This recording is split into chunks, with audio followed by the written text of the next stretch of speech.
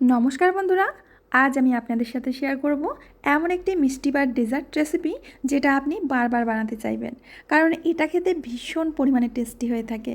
আর এটা বানাতে সময় লাগবে একদম কম, মানে একদম কম সময়ের মধ্যেই এটা তৈরি হয়ে যায়। রেসিপিটা মন দিয়ে দেখবেন, আশা করছি আপনাদের ভীষণ পছন্দ হবে। তো আসুন বন্ধুরা, ঝটপট আমরা রেসিপিটা শুরু করি। এটা বানানোর জন্য গ্যাসে একটা কড়াই বসিয়েছি, যাতে আমি দিয়ে দিচ্ছি 1 লিটার দুধ। আমি দুধটা একটু বেশি পরিমাণেই দিচ্ছি, আপনারা চাইলে এর থেকে কম বেশি করে দিতে পারেন। গ্যাসের আঁচটাকে মিডিয়ামে করে কন্টিনিউ আমরা নাড়তে থাকবো। এখান থেকে 2 হাতা মতো ঠান্ডা দুধ আমি আলাদা করে তুলে রাখছি। এবার মিডিয়াম আঁচে দুধটা ভালো করে আমরা জাল করে নেব। মিডিয়াম আঁচে ওই মোটামুটি 5 থেকে 6 মিনিট মতো আমি দুধটাকে খুব ভালো করে জাল করে নিয়েছি। এখন এর মধ্যে দিয়ে দেবো 2-3টি এলাচ। আর মিষ্টির জন্য এখানে আমি চিনি দিচ্ছি না, এখানে মিষ্টি গুঁড়ো দিয়ে দিচ্ছি 2 চামচ। মিষ্টির পরিমাণটা আপনারা বাড়িয়ে কমিয়ে নিতে পারেন। তো বন্ধুরা, এখন দেখছেন আগের তুলনায় দুধটা কিন্তু অনেকটাই কমে গিয়েছে আর একটু ঘন হয়ে গিয়েছে। গ্যাসের আঁচটাকে একটু কমিয়ে দেব। এবার আমরা যে দুধটা তুলে রেখেছিলাম এর মধ্যে দিয়ে দেব 2 চামচ কাস্টার্ড পাউডার। এখানে কাস্টার্ড পাউডারের পরিমাণ কিন্তু এর থেকে বেশি বাড়াবেন না, তাহলে কিন্তু দুধটা একদমই ঘন হয়ে যাবে। 2 চামচ দিয়ে আমি খুব ভালো করে এইভাবে মিশিয়ে নিচ্ছি। এবার কাস্টার্ডের মিশ্রণটা দুধের মধ্যে দিয়ে দেব, দিতে হবে আর অনবরত নাড়তে হবে। আর এটা দেবার সময় গ্যাসের আঁচটাকে একদম লো করে দেবেন, তারপর আবার মিডিয়ামে করে 3-4 মিনিট জাল করে নেবেন। এখন বন্ধুরা দেখতে পাচ্ছেন দুধটা কিন্তু আগের তুলনায় অনেকটাই ঘন হয়ে গেছে। ঠিক এরকম ঘনত্বই রাখতে হবে, এর থেকে বেশি পাতলা বা ঘন যেন না হয়ে যায়। এখন গ্যাসের ফ্লেমটা অফ করে দিয়ে এটা সাইডে রেখে দেবো ঠান্ডা হওয়ার জন্য।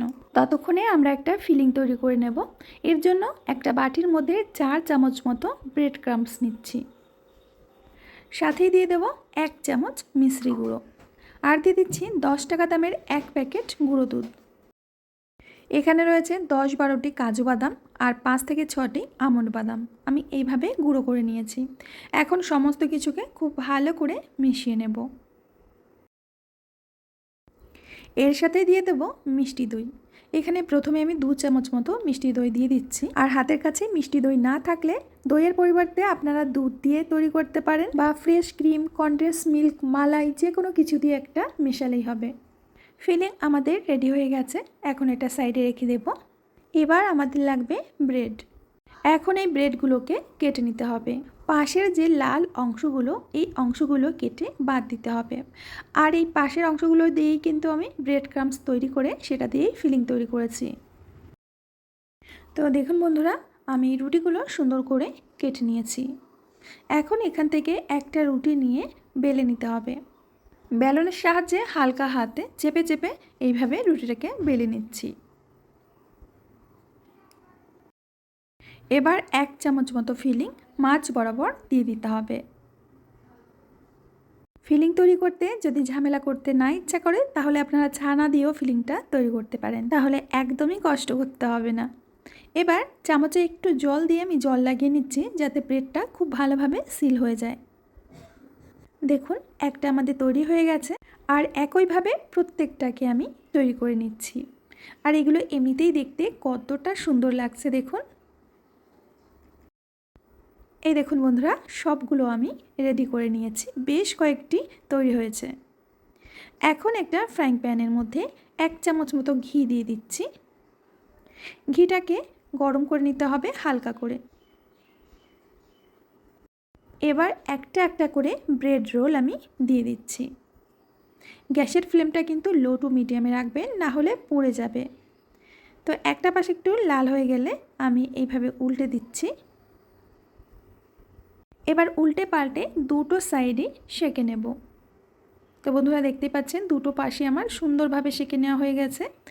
এখন এগুলো তুলে একটা বাটির মধ্যে আমি রেখে দিচ্ছি। এবার আমরা যে মালাইটা তৈরি করেছি সেই মালাইটা দিয়ে দেব।